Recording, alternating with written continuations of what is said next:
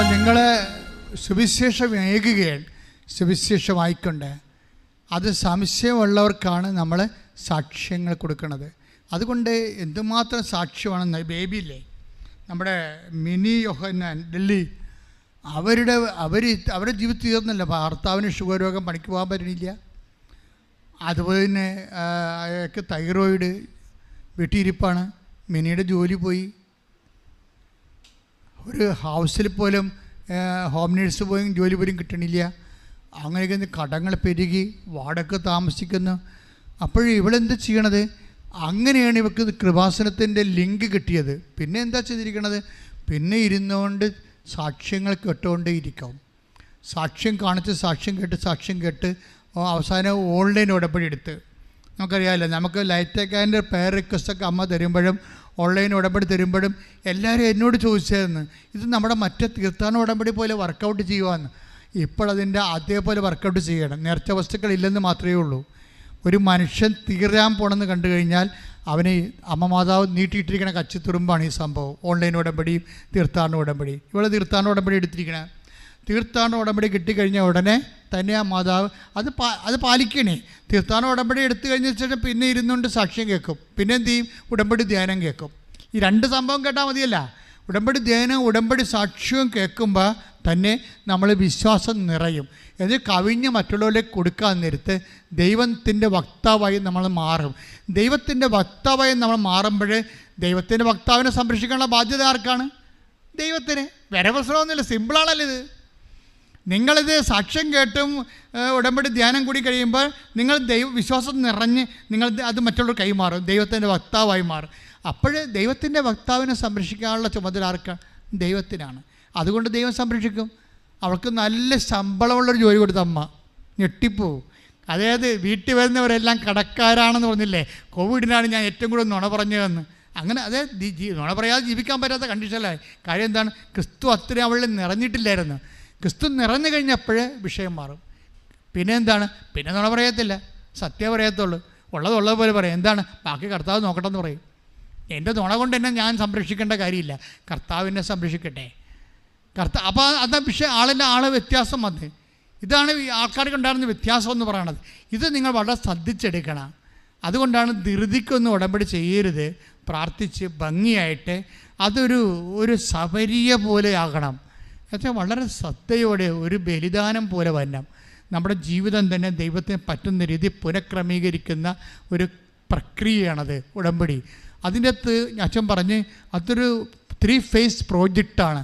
ഒന്ന് പ്രെയറുണ്ട്, അതിൻ്റെ അകത്ത് അത് പ്രെയറുണ്ട്. രണ്ടാമത്തെ എന്താണ്?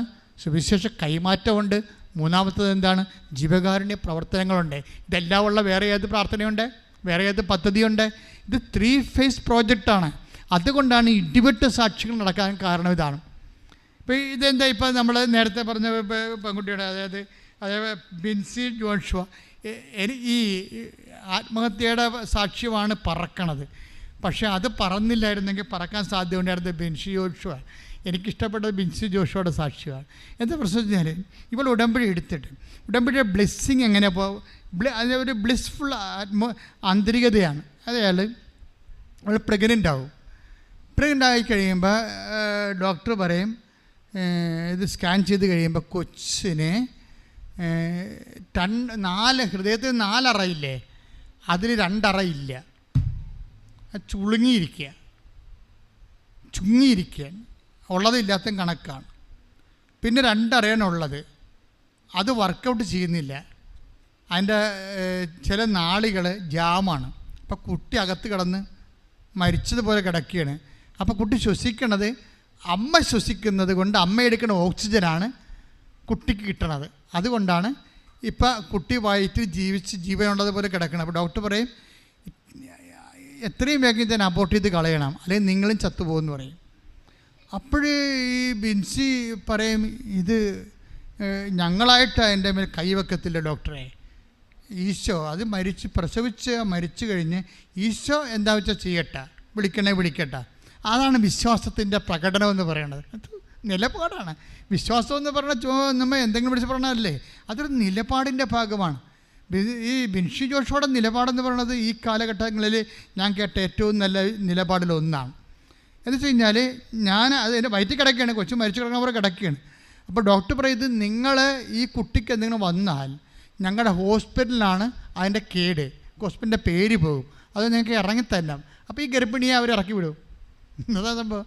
വേറെ ഹോസ്പിറ്റൽ വരുമ്പോഴും second opinion, third opinion, fourth ഒപ്പീനിയനൊക്കെ എല്ലാം പറയണത് കുട്ടി എടുത്ത് കളയണം, കുട്ടി എടുത്ത് കളയണം, കുട്ടി എടുത്ത് കളയണം എന്ന് പറയും. പക്ഷേ ബിൻസി പറഞ്ഞ് എടുത്ത് കളയേണ്ടത് കർത്താവാണ്, ഞാനല്ല എന്ന് പറഞ്ഞു. അതാണ് പ്രശ്നം. വിശ്വാസം ജീവിക്കണില്ലേ ആൾക്കാരെ? അത് കേൾക്കണ്ടേ നമ്മൾ അതായത് വിശ്വാസം ജീവിക്കാൻ ആൾക്കാർ. അപ്പോൾ എടുത്തു കളയാതെ എന്നിട്ട് ബിൻസി പറയില്ല. എന്താ പ്രശ്നം വെച്ചാൽ ഇവൾ ഉടമ്പടി എടുത്തു കഴിഞ്ഞപ്പോഴേ കൊച്ചിന് 400 ഗ്രാമായിരുന്നു തൂക്കം. അതാ ബിൻസി കിട്ടിയ ഒരു ഉറപ്പതാണ്. കൊച്ചിൻ്റെ തൂക്കം 400 ഗ്രാമായിട്ട് മാറണില്ല. ഇത് എങ്ങനെയാണ് ഹാർട്ട് ശ്വസിക്കാത്ത കൊച്ചിന് എങ്ങനെ തൂക്കം വെക്കണത്? വെക്കത്തില്ലല്ലോ, വെക്കത്തില്ല. 2 അറ ഇല്ലല്ലോ ഹൃദയത്തിന്. 2 അറ, 4 അറയിൽ 2 ഇല്ല, 2 എണ്ണമേ ഉള്ളൂ. അതിലൊരെണ്ണം വർക്ക് ചെയ്യണത് എൻ്റെ വാൽവിൻ്റെ കേടുണ്ട്. ഇങ്ങനെയൊക്കെ ഉള്ള ഒരു മോട്ടലായിട്ടുള്ള പ്രശ്നം, മാരകമാണ് പരിപാടി. പക്ഷേ എന്താ പ്രശ്നം വെച്ച് കഴിഞ്ഞാൽ ഉടമ്പടി എടുക്കണ ഉടനെ മാതാവ് ഒരു അടയാളം കാണിക്കും. അതാണ് ഞാൻ അടയാളം വേണമെന്ന് പറഞ്ഞതിൻ്റെ കാരണം ഇതാണ്. അടയാളം എന്താ വെച്ച് കഴിഞ്ഞാൽ പെട്ടെന്ന് 3 ആഴ്ചക്കുള്ളിൽ കൊച്ചിൻ്റെ തൂക്കം 400 കൂടും. അപ്പോൾ ഡോക്ടർ പറഞ്ഞു ഇങ്ങനെ കൂടാൻ ന്യായമില്ല. വൈദ്യശാസ്ത്രമല്ലേ, കറക്റ്റല്ലേ അവർ പറയണത്, ഇങ്ങനെ കൂടാൻ ന്യായമില്ല. അപ്പോൾ അതുകൊണ്ട് പിന്നെ അതായത് പിന്നീട് അപ്പോഴും ഡോക്ടർ കൊച്ചിനെ എടുത്ത് കളയാൻ തന്നെയാണ്, 4ാമത്തെ ഡോക്ടറാണേ. പക്ഷേ ബിൻസി അത് ജിൻസി അത് സമ്മതിക്കത്തില്ല. ബിൻസി അങ്ങനെ വന്നപ്പോൾ ഇതൊരു വിശ്വാസത്തിൻ്റെ നിലപാടാണ്. നമ്മളവർക്ക് നമുക്ക് ഈ വിശ്വാസത്തിൻ്റെ പ്രാർത്ഥന മാത്രമല്ല അറിയാൻ പാടില്ല. ഞാൻ ഒരു കാര്യം പറയാം, സങ്കടത്തോടെ പറയാം. ഈ ഉടമ്പടി എടുക്കുന്നത് 70% പേരും ചുമ്മാ പ്രാർത്ഥനാ തൊഴിലാളികളാണ്.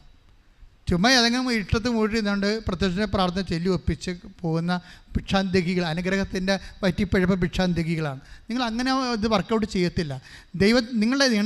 ദൈവത്തിൻ്റെ സ്വഭാവം എന്താ? തൂക്കി നോക്കണതാണ്.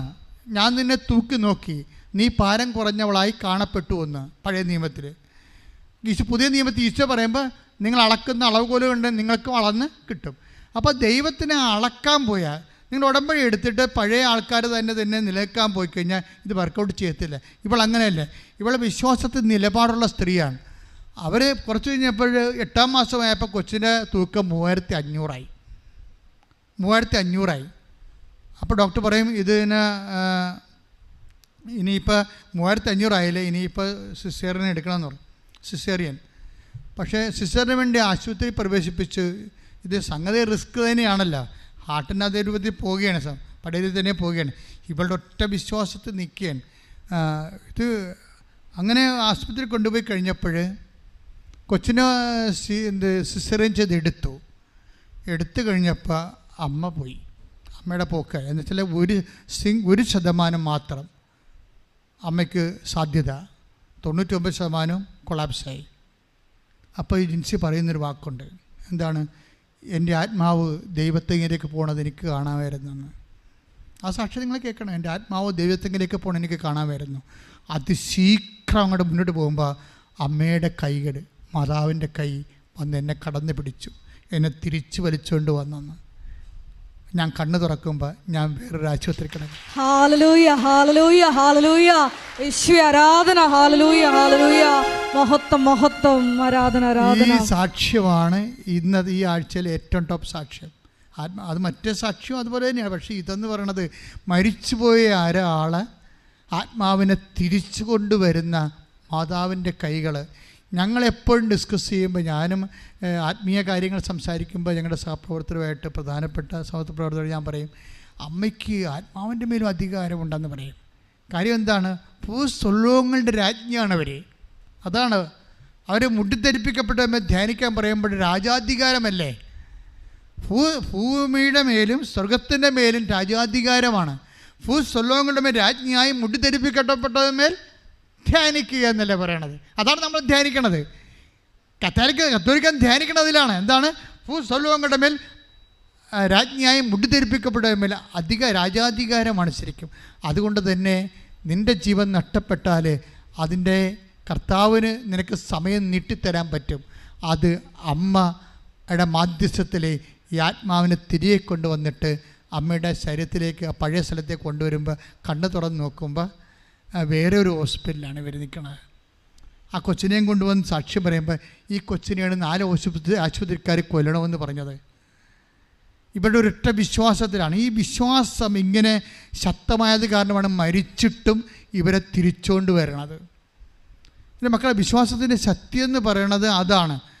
മരിച്ചാലും ദൈവം നിന്നെ തിരിച്ചുകൊണ്ട് വരും. അത് നിൻ്റെ കടമായാലും തകർച്ചയായാലും രോഗമായാലും നീ ചിഹ്നമായി പോയി കഴിഞ്ഞാലും, നിൻ്റെ കുട്ടികൾ നിന്നെ വെറുത്താലും, നിൻ്റെ ഭർത്താവ് നിന്നെ വെറുത്താലും, നിൻ്റെ സമൂഹം നിന്നെ വെറുത്താലും, നീ തന്നെ വലിയ ഒരു ഏതെങ്കിലും തരത്തിലുള്ള ഒരു ചതി ചെന്ന് വീണാലും, എൻ്റെ ദൈവവേദനയിലെ മാതാവിൻ്റെ മധ്യസ്ഥത യേശു നാമത്തിലാണ് നീ വിശ്വസിക്കണമെങ്കിൽ, നീ ജയിലിൽ കിടന്നാലും ശരി, ഇനി തിരിച്ചു പോകുന്ന നിൻ്റെ വീട്ടുകാരെ നിന്നെ സ്വീകരിക്കുന്നില്ലെങ്കിൽ ശരി, നിൻ്റെ ദൈവം നിന്നെ തിരിച്ചെടുക്കും, തിരിച്ചു കൊണ്ട് പുനഃസ്ഥാപിക്കും. ശ്രുതികട്ടെ ഹല്ലേലൂയ. ഞങ്ങളുടെ ജീവനെ സ്നേഹത്തിന് മഹത്വം മഹത്വം ആരാധന ആരാധന.